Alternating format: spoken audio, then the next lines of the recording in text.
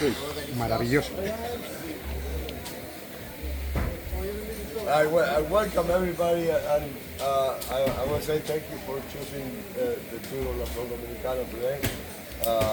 It's great to have you, and we're going to have a nice lunch. We're going to learn a little bit about how we do things here in La Flor Dominicana, and does everybody have experience in cigar factories, or is somebody here that has never been in a cigar factory? The Dominican's never That's been in a great. cigar factory. That's awesome. Okay, we normally do the tours of the farm first in the morning, and then we come to the factory. But this year we decided to change a little bit, and we did the farm yesterday, and we're doing the factory today. So we have our own farm. Our company started in 1994. Okay, 20 years ago, a little more than 20 years ago. And in 1997, we purchased Palabras. And the company needed to have control over its own tobacco, and we needed to grow our own tobacco because of the consistency that we needed for our products. And so we purchased a farm in 1997. Okay. Since then, we've been farming our own tobacco. All the Dominican tobacco that we use for our cigars, they come from our farm.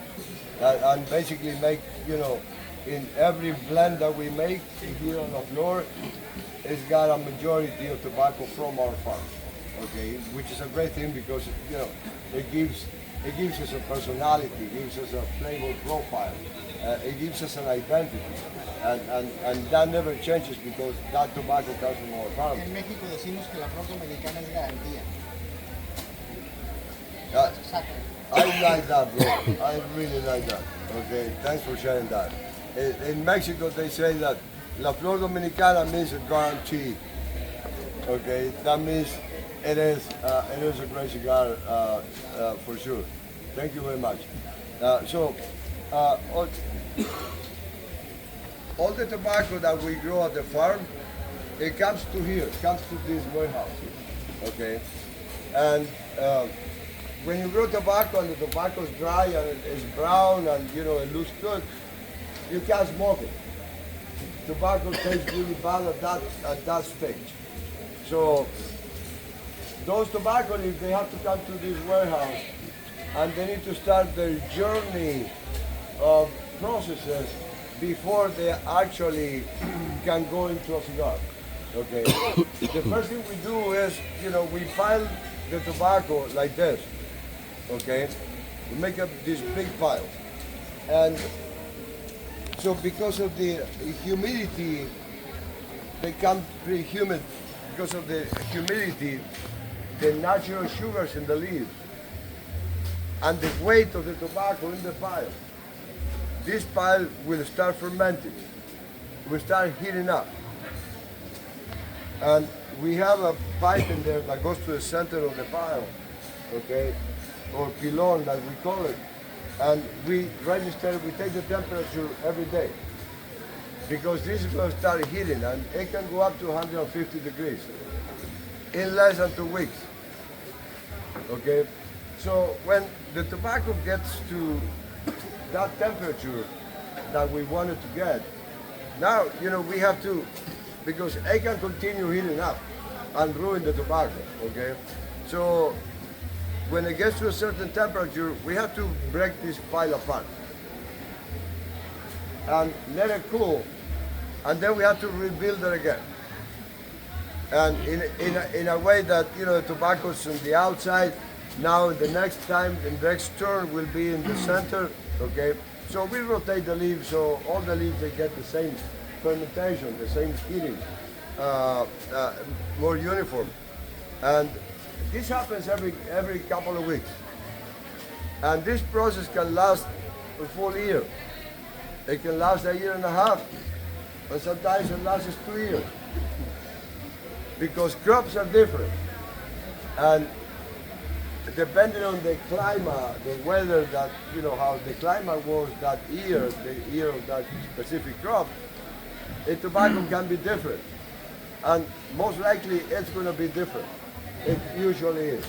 And so we really never, we can never predict exactly, you know, when this tobacco is ready after we pile it up.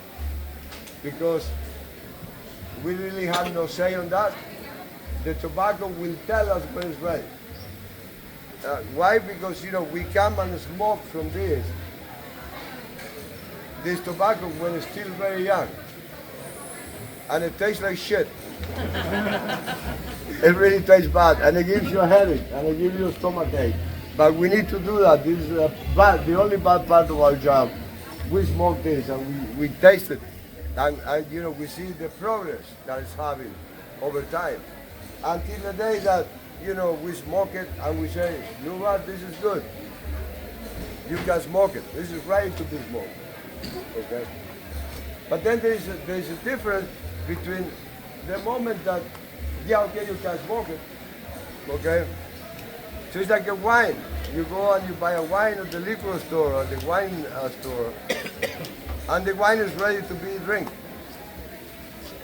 But maybe if you leave it another 5 years, it will give you the best they can give you, right? Same thing with tobacco. Okay, yeah, okay, it's ready to be smoked, but it's at its best. So at that point is when the aging process comes. So, you know, it is ready, we don't need to ferment it anymore, so now we're going to pack it, and then we're going to put it for aging. Okay, and that also takes a lot of time. Until, you know, we try the tobacco that, you know, when they are packing bells, and we see how it progresses with time. Until the day that, you know, we decide that, yeah, this is really good, and it can go into production. And now, you know, that tobacco will go into production line, okay? And so this is a very long process. It is a process of a lot of patience. It's never about economics. It's never about money. It is about time. And if you have a big financial cost and you have a lot of money tied in inventory, but the tobacco is not ready, it's not ready. You can make bad cigars. You can make cigars with tobacco that is not good. So, and I'm not talking about only La Flor Dominicana. Pretty much every one of the factories that are in Procigar, we use the same philosophy, you know. And every manufacturer will use their own book. They have different ways of looking at tobacco. They have different palettes. They have different philosophies. Some they like to make mild blends. Some like to make stronger blends. And each manufacturer has its own idea of how to make cigars, or how to prepare the tobacco to make cigars. And they also, each one of them, they think they're the best. We all think we're the best. Each one of us. I get out of bed in the morning to come to the factory, and I'm thinking I'm the best. That the way I do it is the best way to do it. And we all believe strongly that we're convinced that that's the way it is. And each manufacturer thinks the same way. I know them all, they're all my friends, and they all think the same way. And what that pride turns into great cigars from every manufacturer, from every factory, every brand, which at the end, you know, in the marketplace for consumers, and I know there's a lot of consumers here, okay? I read the list, and there's a lot of consumers, which is a beautiful thing. And consumers can enjoy, you know, I personally think that these are the golden years of cigars, because you guys have access to the best quality of cigars ever in the history of cigars nowadays. Competition is a beautiful thing. Everybody wants to be better this year than the year before. Tobacco growers around the world, they're doing an amazing job with tobacco. And we have materials to work with that are unbelievable. That, just to be a blender in these times of the history of tobacco, it's a pleasure. I mean, we have materials to work with that are amazing. So I think it's an amazing time for cigars and for cigar smokers. I enjoy it. I enjoy cigars, not only the cigars that we make, I enjoy cigars from other companies, from other brands. I don't smoke it to see what this company, this brand is doing. I smoke it for pleasure. Like woman, right? Huh? Like woman, you have the best one, but you want to try another one. Oh my God! You hear this guy? Oh Jesus! How much did you pay him? I love that. I don't remember that. Right, so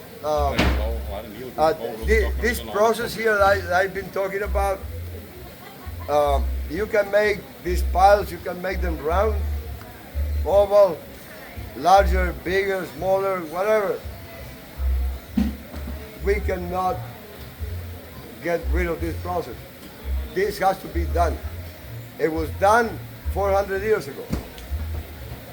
It's still being done today. And it's the same way. Fermentation has to happen. And there's no other way to smoke a cigar leaf unless it goes through a fermentation process. So this is something that we all have to go through. It is the only way to prepare this leaf for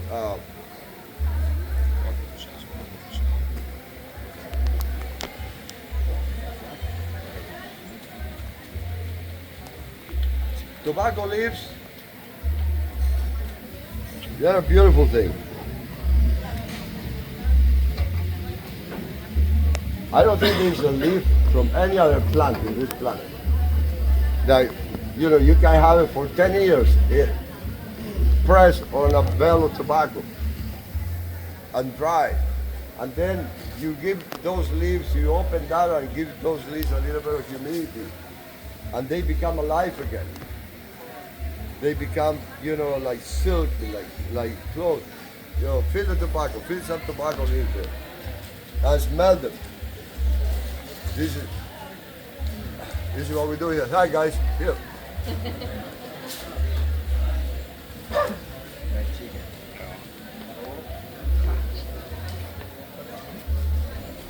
Huh? Fill them. It's a beautiful thing to, fill those leaves. The most important is to love what you do. Huh? The most important is to love what you do. I can see it. That's it.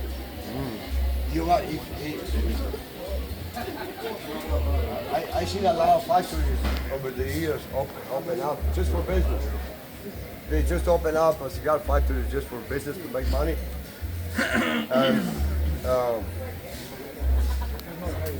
And they don't last long.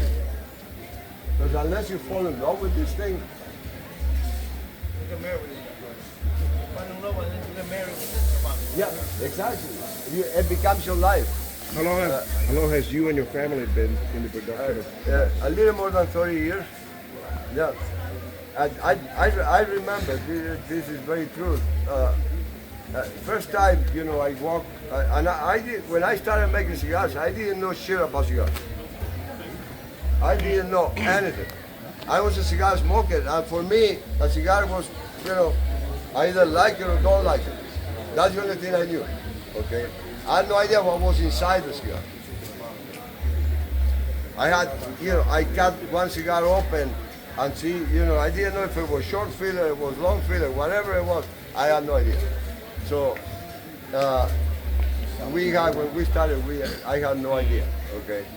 And so, I get into this, and it was a crazy idea when the idea came up, of creating a cigar company, right? So,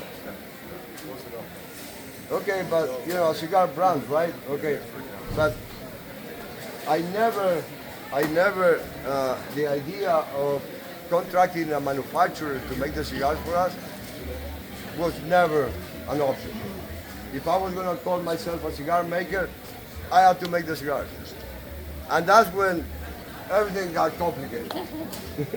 That's when that's when it got really bad, okay? Because it's not that easy, okay? The learning curve is long and it's difficult and it costs you. Thousands of cigars that I made.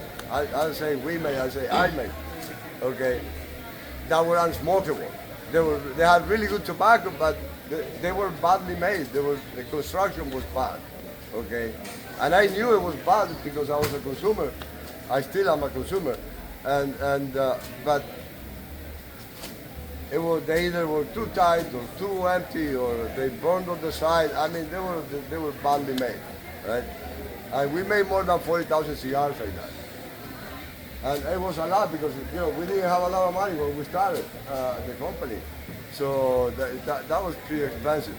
And then I figured out that okay, the supervisor that I have here is an idiot, right? So finally got a new supervisor, and I say, okay, the minute they start, from the first day, cigars start coming out great, consistently great. So we put the rollers to do things the way they're supposed to do it, and then when I was confident that consistently those cigars were coming out good, at that point we put the first cigar in boxes and we shipped them to be sold. Okay, and it took quite a few months, almost a year, trying to learn, trying to get cigars made correctly in a way that I was happy with. But I remember the first time that I walked into a tobacco warehouse. Okay, it was in the middle of the summer, steamy day, very hot, a lot of humidity, and I walked into this tobacco warehouse, and it was not as organized, as clean as this place here. It was kind of a mess, right? So I'm walking into this warehouse, and tobacco was fermented. It was just new tobacco that was coming from the fields. And the aroma, even before we got in the door, you can feel the powerful aroma of that tobacco fermenting, heating up. And I remember walking up in that warehouse and see all these wrinkled leaves around the floor and everywhere. And I'm thinking, shit, this doesn't look good. And then, I picked up one of the leaves and I opened it. I opened that leaf and I started stretching it. And I see that it was alive. I was feeling it in my hand. I was having that aroma in my face and the steaminess and the heat. And I think that at that moment, the tobacco got in my skin, under my skin. And it was there and I stayed there forever. And it will stay there until the day I die. And I just fell in love with tobacco that day, that specific day. It was at the very beginning. And that's how I fell in love with it. And then, as I was working and as I was learning, and instead of me teaching my employees were teaching me. It was the other way around. And I had to trust them. You have to trust the people that are turning piles every day. They know how to turn a pile. And they're the ones that tell you, how to do it best and why you do it. And every time I was learning more and more and getting deeper into it, it's just falling in love even more and more, month after month. And then, after I met the people, I started meeting the people in the industry. My God, I fell in love with the people in the industry, with my colleagues. And the way this industry works. I've been doing this for 30 years and I've never signed a contract with a tobacco supplier, ever. This is easy. We're not worried. We shake hands. Supplier tells me how much tobacco you need next year. And I tell him how much, we shake hands. And I know he's gonna have that tobacco for me. And he knows I'm gonna buy it. This is how good this industry is. And I remember we had a fire here at the factory in 1997. we were still a very small company. And the cigar room got burned. And that happened on a Sunday afternoon. And that same Sunday I went to the airport. I took a flight to Puerto Plata and I came to here to see the damage. That was on a Sunday night. And then Monday morning, a guy, a tobacco supplier that I know, he came to the door and asked for me. So when I came out to greet the guy, he told me that Mr. Edgar Coleman Jr. Edgar Coleman Jr. was the owner of General Cigars, big company that makes Macanudo and Partagas, and this is a billionaire from New York, right? That was a big company. And I'm a little company here trying to get a name. So he sent this guy to my factory on Monday morning, and I don't even know how they found out in New York that I had a fire here. He sent this guy to tell me that whatever I need from General Cigars, it was at my disposal. So these are the kind of people in this industry. And you can not help to fall in love with that. And how we help each other. And how we hang out, just because we like to hang out with each other. And so, years go by and I just keep falling in love with everything about our industry. So this is a beautiful industry with wonderful people. And I can tell you one more thing. If everybody in the world smokes cigars, there'll be no wars. Yeah. People will not be fucking killing each other. Yeah. Because that's not what we do. We sit down, we relax, we talk to anybody that's next to us. We create conversation. We don't care if it's a wealthy guy or if it's a poor guy or what he does for a living. We just talk to people. This is who we are. This is the people that smoke cigars. So, God bless cigars and God bless tobacco, right? And I don't care what the government, the stupid scientists say. God bless tobacco. Amen. Amen. Salud. Thank you.